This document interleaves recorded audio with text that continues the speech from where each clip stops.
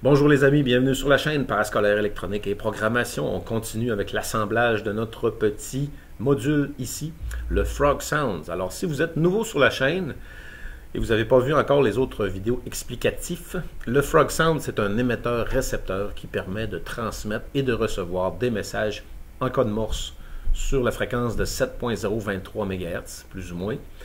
Donc c'est un émetteur-récepteur. Et pour écouter ce qui se passe sur les ondes, on va connecter un casque d'écoute ici ou un amplificateur externe. Et pour envoyer les messages, on va connecter ici ce qu'on appelle une clé, qui est tout simplement un bouton qu'on appuie dessus pour envoyer des messages en code Morse. Et on était rendu à l'installation des résistances. Et puis, je crois qu'on avait une diode qu'on n'avait pas placée comme il faut, c'est-à-dire la diode qui est là, que je vais devoir retirer plus tard. Donc, je vais vous montrer des méthodes pour corriger des erreurs. Il y avait certaines erreurs, notamment la diode ici. Et on était rendu à opposer les résistances. Alors, dans la description du premier vidéo sur le Frog Sounds, vous allez retrouver l'ensemble des outils et du matériel nécessaire. Parce que, pour vous informer, si vous êtes des nouveaux abonnés, je ne fais pas de montage, je ne mets pas de musique, je n'ai pas de sponsor, je ne retouche pas les vidéos. J'enregistre la vidéo et je le mets en ligne. Donc, c'est one shot, one take. Et je prends pas le temps d'élaborer une playlist avec des timestamps et tout ça, là. Alors, du moins pas pour ceux-là. Donc, je ne revisite jamais mes vidéos. Alors, si vous aimeriez voir un endroit en particulier, mais vous n'aurez comme pas le choix de faire le tour vous-même. Et donc, c'est ça. On va faire notre vidéo. Alors, vous regardez dans la playlist Radio Mania. Il y a une série de vidéos qui s'appelle Frog Sound. C'est dans le premier. Là, je donne tous les liens nécessaires.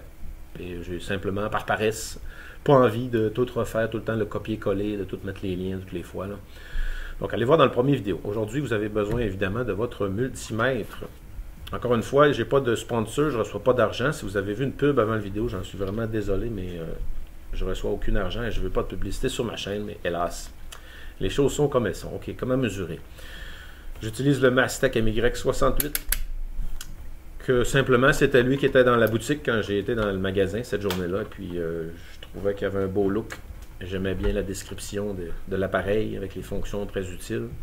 Alors j'ai acheté lui, là, mais rendus à ce prix-là, là, sont aussi bons les uns les autres. Disons en haut-dessus de 50 $, 70 $, près de 100 $. Une marque ou l'autre, ils devraient être corrects. Bien sûr, vous pouvez aller voir les vidéos des personnes qui les ont achetés puis ils vont donner leur feedback. Là, mais moi, je ne sais pas pour les vendre, je ne fais pas d'argent, mais c'est mon préféré. Bref, okay, je mesure une résistance ici. Alors le chiffre me dit 101.3 et il y a un K. Ça veut dire qu'on est en 1000. Donc c'est 101 000.4. Et on est proche de 100 000, on est proche de 100 K. Alors on va aller voir sur le plan ici. Et sur le plan ici, c'est-à-dire sur la feuille. Parce que contrairement à d'autres kits où on a un lien en ligne, il faut aller sur Internet, mais c'est toujours des liens douteux. Parfois de votre lieu de travail, vous n'arriverez pas à connecter parce que, à cause du pays où se trouve l'ordinateur, où se trouve l'information du lien, hint, hint, on va avoir nos résistances ici. Fait que là, on avait dit 10 000 et 100 000. 100K, c'est la R15. Alors, on va aller voir ici notre module. R15. Et la manière dont les résistances sont placées, c'est vous les pliez comme ça. Et on a un petit rond pour dire où mettre le corps de la résistance. R15 juste ici. Avant en continuant le travail, je vous fais les rappels habituels. D'abord que c'est un émetteur-récepteur pour lequel on a besoin d'une licence d'utilisation.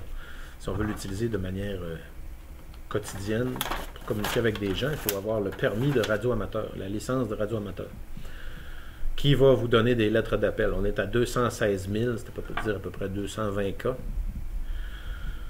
Et un Frog Sounds, il y a 3 occasions où vous pouvez le tester, transmettre des messages sans avoir besoin du permis pour transmettre. On n'a pas besoin d'un permis pour écouter les ondes radio, mais pour certaines ondes radio, certaines fréquences, certains types d'émissions, ça prend un permis. Là, on est à 220 000, c'est la R18 qui est juste ici. Donc, les 3 occasions, ça ne prend pas de permis. 1, pour des raisons éducatives. Vous êtes comme moi dans une école, vous montrez de l'électronique à des étudiants et vous assemblez un radio, bien sûr, on veut le tester. Donc, on peut faire un peu de test Pas de là à s'en servir à tous les jours, mais on peut s'en servir un peu pour tester. Si l'appareil fonctionne, là c'est correct, c'est toléré. La deuxième raison, c'est pour des fins de recherche. Si vous bricolez l'électronique à la maison et vous faites des expériences et vous aimeriez un petit peu tester. Par exemple, comme la plupart des gens, j'imagine, qui regardent les vidéos, vous achetez le kit, vous êtes à la maison, vous faites ça, vous aimeriez partir en campagne, en nature, quelque chose pour vérifier jusqu'à quelle distance que vous êtes capable de transmettre. Vous seriez capable de transmettre une ou deux lettres d'alphabet en code morse, ce ne serait pas un crime. Il faut peser égal. Et la troisième utilisation, bien sûr, c'est en cas d'urgence. Si vous faites de la survie, comme moi je fais parfois en camping très très loin, où il n'y a pas de couverture cellulaire, ça peut être un gadget intéressant à amener. Ne serait-ce que pour écouter ce qu'il y a sur les ondes pendant la nuit, ou c'est le meilleur temps où on entend les signaux. Alors là, on est à 197. Il n'y a pas de cas, donc c'est vraiment un vrai 197, c'est-à-dire presque 200. Et sur la feuille, on va nous dire que on a un 200 à R4.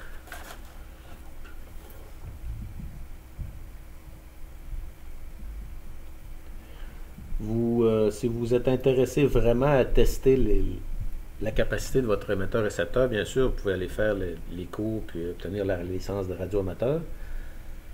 Ou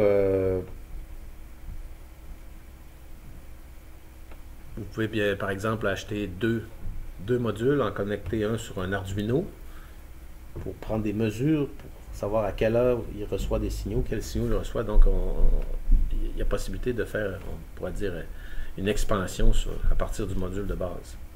Et comme c'est un module que vous assemblez vous-même, c'est possible de le hacker, c'est possible d'utiliser d'autres composantes. On est à 149K, c'est-à-dire 150 000. 150 000, c'est R16 et R17. Donc, on va voir R16.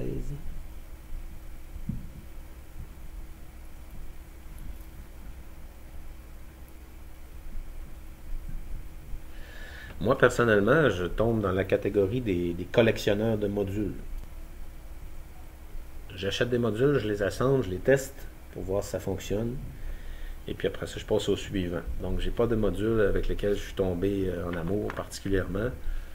Mais, à mes prochaines expéditions, parce que là, c'est l'hiver, il y a trop de neige, on va pas en forêt. Du moins, je suis pas un fan de motoneige, j'ai aucun intérêt. On est à 10K, donc 10 000. Alors, l'été prochain, attendez-vous à que peut-être je vais poster des vidéos. 10K, sur la page, c'est R5, R11, R13. OK. 5, 11, 13. Alors, l'été prochain, je vais sûrement en amener quelques-uns dans la forêt pour les tester. Et je vais m'organiser quelque chose chez moi qui va écouter et prendre en note si on reçoit le signal. OK, on mesure une autre. Bien sûr, si vous avez un budget limité et vous aimeriez avoir une seule radio qui est capable d'écouter sur toutes les fréquences, ben, ça existe, mais ça coûte quand même cher. Et puis, de toute façon, on ne peut pas écouter toutes les fréquences en même temps non plus. On est à 0.97K, c'est-à-dire presque 1000. On va dire que c'est 1K. Et 1K va se trouver à R19.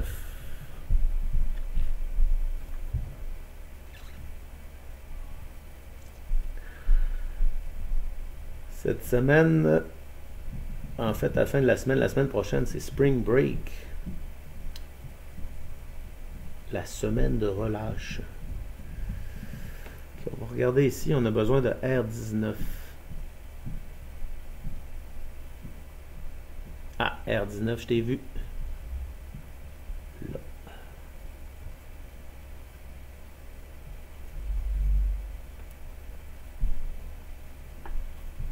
OK. On mesure une résistance suivante.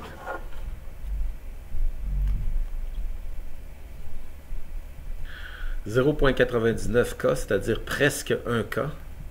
Donc presque 1000. Et 1K, on avait 6, 7, 8, 9, 10 et 19. 6, 7, 8, on a la 8 ici.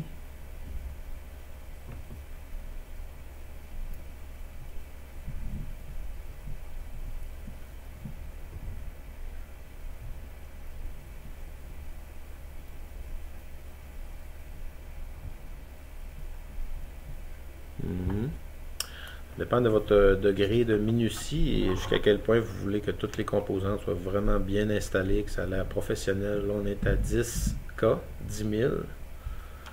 Et 10K, on avait R5, R11, R13. 5, 11 et 13. 5, 11, 13. On a la R11 ici.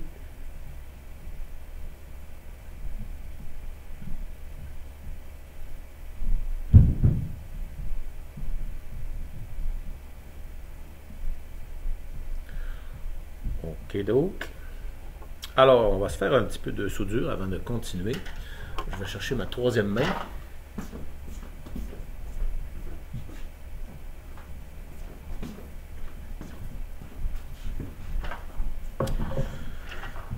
Bien, la fameuse troisième main.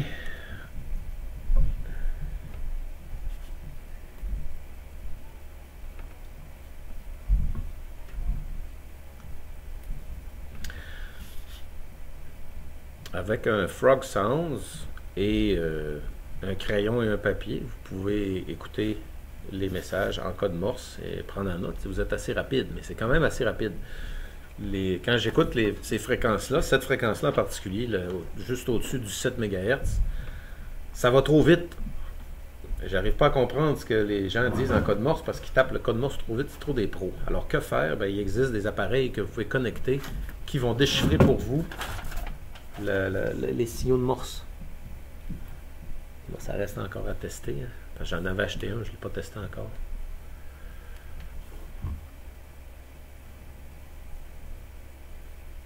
Je sais reconnaître un SOS. Ouais, vous imaginez, vous apportez cet appareil en expédition en nature, vous voulez envoyer un SOS, bon. Mais une fois que vous avez envoyé le SOS, il faut être capable de dire votre position.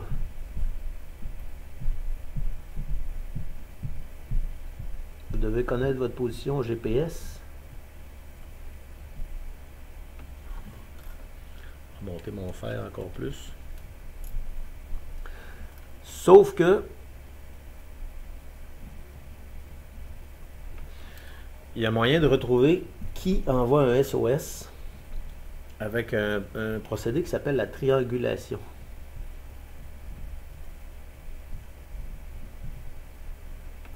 Alors, si vous amenez cet appareil, disons en forêt, et vous avez vraiment une vraie urgence, un gros accident, alors ce que vous pourrez faire, c'est envoyer SOS sans arrêt. Et si une personne qui fait de la radio amateur reçoit le SOS, elle va pouvoir contacter les autorités, puis ils vont commencer à écouter avec certains appareils radio pour trouver l'origine du signal. Parce que vous ne pourrez pas rester anonyme longtemps si vous jouez avec un Frog Sounds. Surtout si c'est pour embêter les gens puis brouiller les ondes.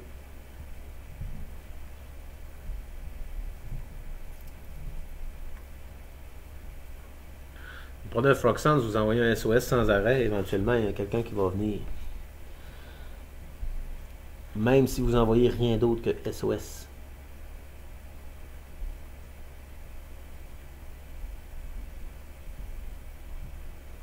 Je vous donne un exemple, les aéroports.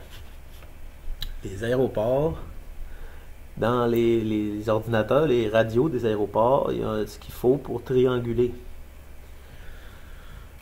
Parce que les aéroports sont en communication radio, les machines sont en communication radio avec d'autres émetteurs, récepteurs radio partout. Ils peuvent comparer leurs chiffres, savoir la force du signal, quelle antenne reçoit le signal plus fort que l'autre et faire les calculs nécessaires et trouver l'origine d'un signal.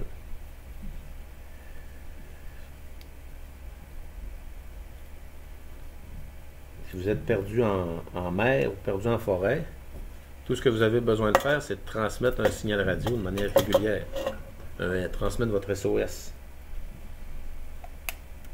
Et les différents satellites, les différents récepteurs qui sont partout dans le monde vont comparer leurs données pour déterminer où vous vous trouvez.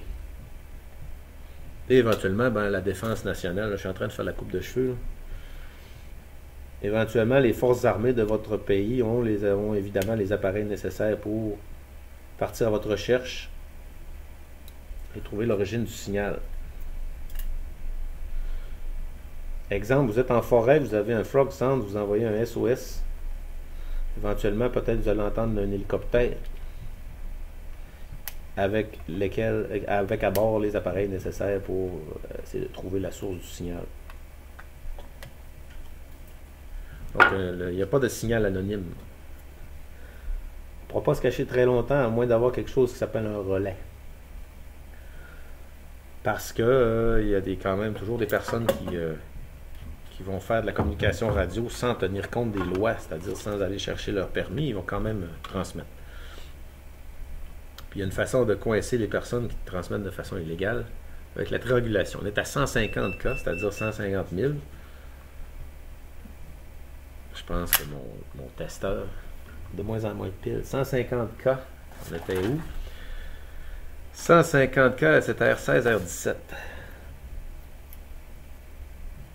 R16, R17. R16, R17, je crois qu'il était côte à côte juste ici.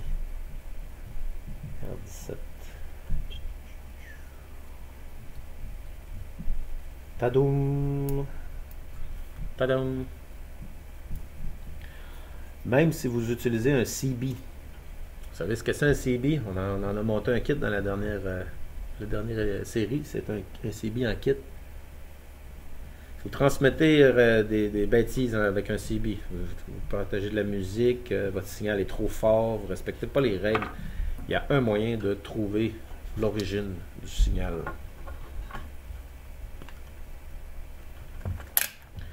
Comme disait le proverbe, si vous êtes la personne la plus intelligente dans une pièce, c'est parce que vous n'êtes pas dans la bonne pièce. On est à 9.93 K. Donc, c'est presque 10. 9.95 K, c'est presque 10 000. Et 10 K, on avait 5, 11 et 13. On va aller 5, 11 et 13.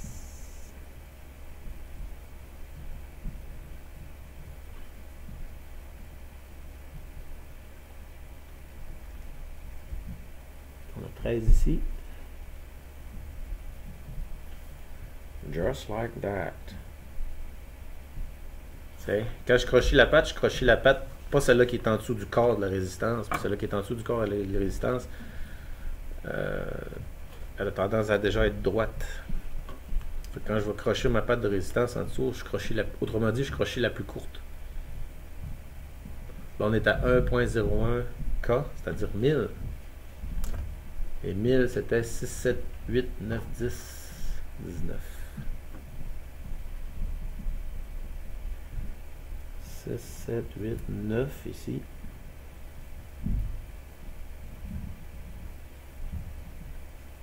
Vous voyez, j'ai mis la résistance. Il y en a une plus courte que l'autre et c'est elle que j'aplatis.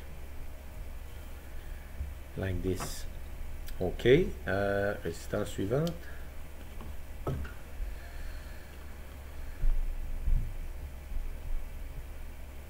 On est à 10 ohms. C'est R1, R2. 10.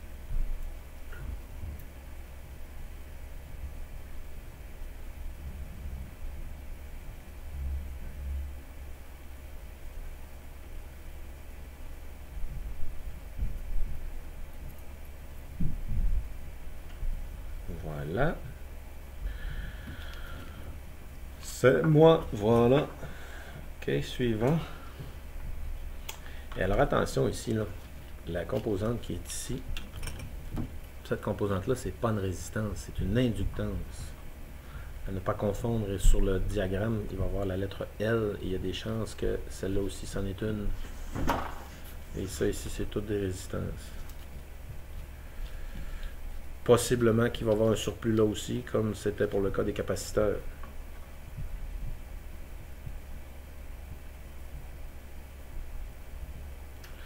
Une résistance de 10, on avait dit la 1 et la 2.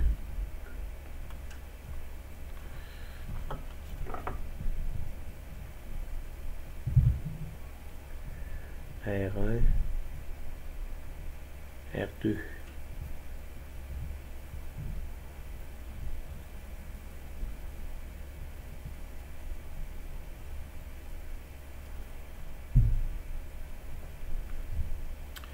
Quelques petites soudures, bientôt les soudures. On continue notre série de résistance. C'est vraiment ce qui est le plus long. Avec 39 ohms. La résistance 3, R3, 39.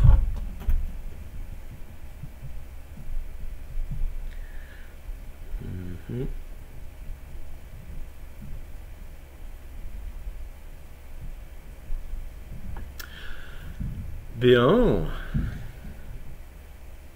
Lundi, aujourd'hui.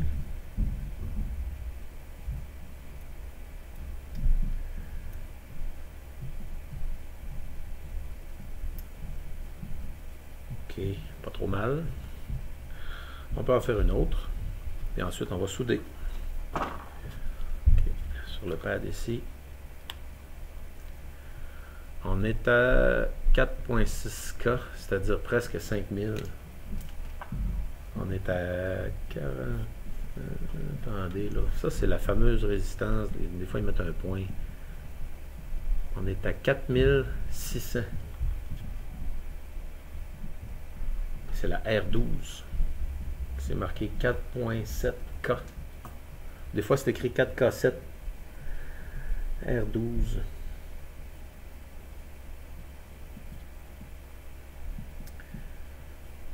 14, 13, 12. Là.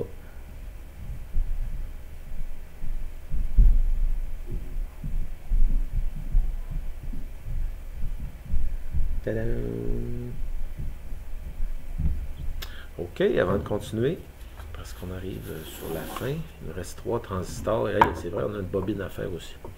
Définitivement, il va y avoir une vidéo 4 et possiblement une vidéo 5. OK, on y va avec la soudure. Si on se fait des petites vidéos d'une demi-heure comme ça, de 20 minutes, une demi-heure, il va y avoir un 4 et un 5. Ça vous dérange-tu? Non. Moi non plus. OK, pas de droite. Pas de croche.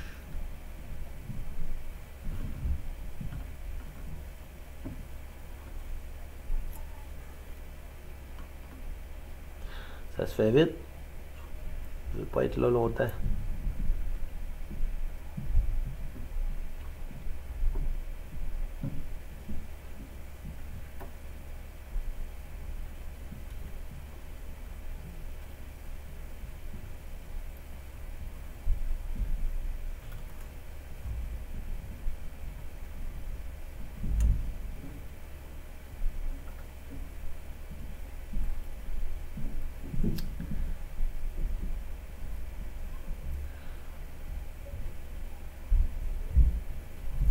Parce que mon fer est chaud, hein. Ça paraît que le fer est chaud. C'était 325, on va se dire ça se calmer un peu. On va l'envoyer à mettre ça à 250.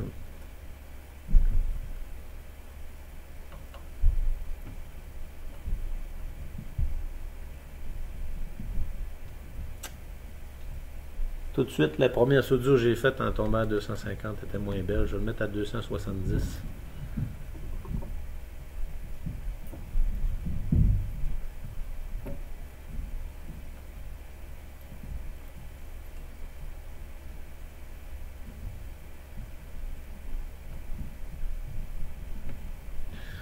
Il y a juste un certain nombre de fois où vous allez pouvoir refondre, où c'est possible de refondre une soudure, de refaire la soudure, parce qu'éventuellement la chaleur va détruire carrément le board. C'est ce que je m'exhorte à dire à mes élèves. Une soudure, il faut que ça se fasse vite. Tu ne peux pas rester ton fer à souder collé là pendant longtemps. Ça détruit tout. OK. Soyez prudent, votre petit œil.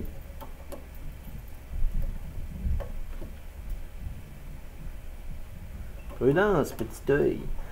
Et...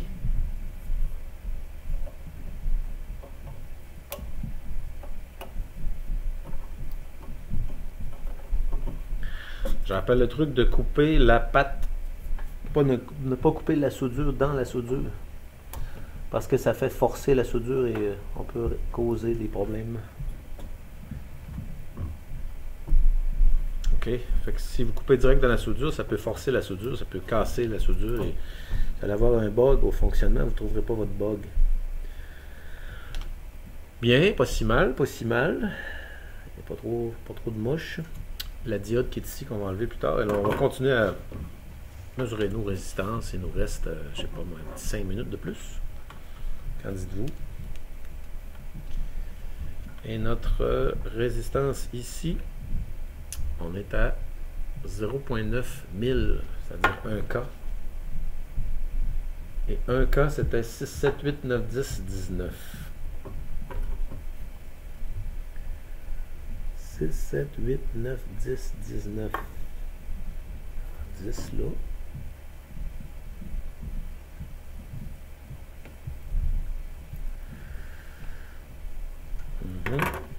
Une autre.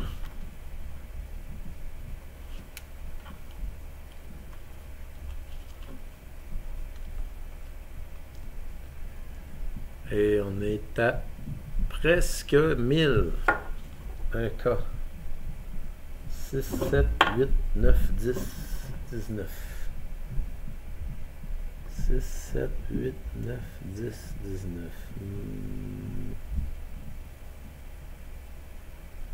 On a 6 et 7 en haut ici.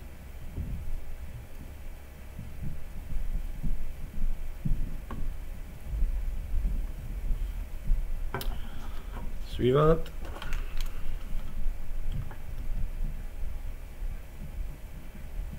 Là, on est à 45 800. Ce qui est proche de 47 000, c'est la R14. Ça va arrondir.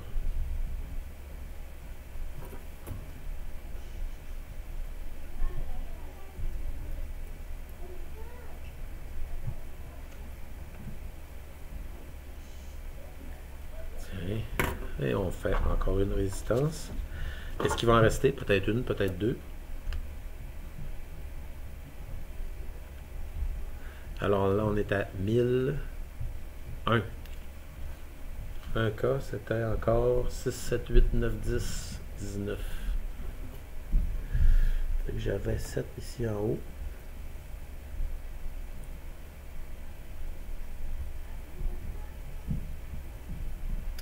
Et là, j'ai l'impression qu'on arrive à la fin des résistances. Parce que je vois pas d'autres. Je vois L3, mais c'est pas une résistance, L. OK. Ben, les amis, je pense bien qu'on est arrivé à la fin des résistances. Et oui, effectivement. Il va y avoir une grosse pièce ici. Là, il y a L3. Puis là, il y a L4. Et ce que je vois sur la table ne fait pas de sens. Regardez ici, j'ai L4, L5. Ça, je sais c'est quoi ici, le module, je sais c'est quoi. Ben, il reste une grosse pièce. Hein. Il reste ça ici, là. Complètement, ça va où? D882. C'est Q3. OK, Q3, on l'avait déjà assemblé. Q3, on avait fait un assemblage. C'est un D8882.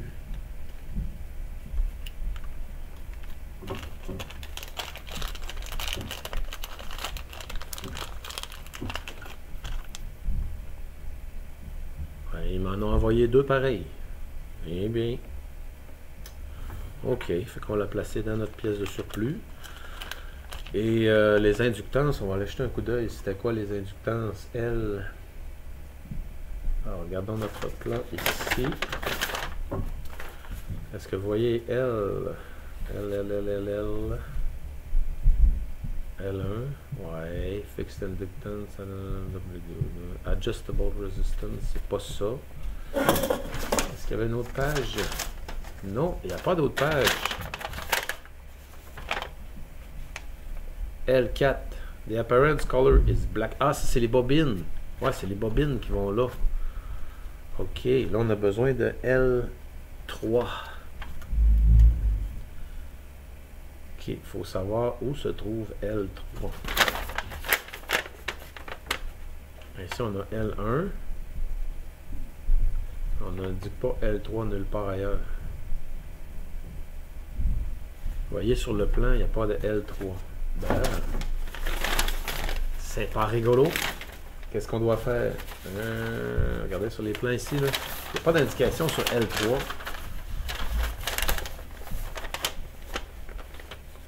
Transistor, Crystal, U4, Q1, Q2, Q3, D1, D2, Transistor, R1. Il y a L1 ici. Ah, ok, regarde ça là. L3, c'est de 1 MH. L3. Bien ça va aller pour le prochain vidéo. Là, aujourd'hui, on finit les résistances. On a fini de tout mettre les résistances. Alors, je fais mes dernières soudures et ça va être la fin de notre pause. Et on va retourner au boulot. Et à la prochaine pause, on va terminer ici. Je crois qu'on va avoir peut-être un transistor à poser. Et on va avoir des bobines à faire aussi. Fait que ça va être la vidéo dédiée aux bobines. Et la finalisation finale du projet.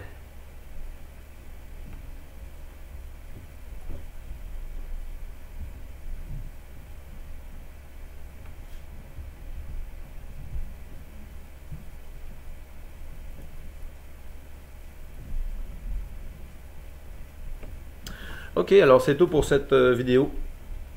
Ferme notre fer à souder comme ceci. On a terminé les résistances et c'est comme j'avais prédit, nous avons un petit surplus et je vais les mettre dans le sac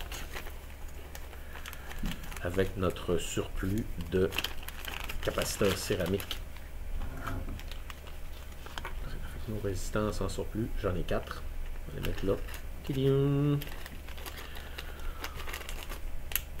Ça va dans notre enveloppe. Les pièces qui restent qu'on va utiliser au prochain vidéo, ça va être notre transistor de puissance. On a les deux petits transistors ici. Et on a une grosse résistance qui ressemble à une résistance. Et on a cette pièce-là ici qui est une inductance. On va bien les mesurer avant de les poser. Et on a ici de bobine de ferrite et le fil pour fabriquer les bobines. Parce qu'on a deux bobines à fabriquer. Vous voyez, l'autre petit anneau est juste ici. Donc ça, c'est nos pièces. Et sans oublier, bien sûr, la diode finale. La final diode. Alors, la prochaine vidéo, on ne va pas oublier d'extraire la mauvaise dent, extraire la correcte diode, la mauvaise diode et mettre la bonne. Like this. Et c'est tout pour la vidéo d'aujourd'hui. Je vais vous montrer la dernière étape du vidéo. Celui-là. Faire ça, comme ça.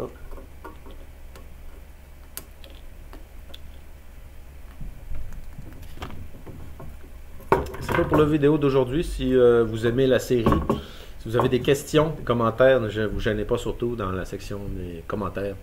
Alors voici, nous en sommes avec notre Frog Sounds à la fin de notre pause d'aujourd'hui. Merci et à bientôt. On continue et on termine le Frog Sounds dans les prochaines vidéos. Bye!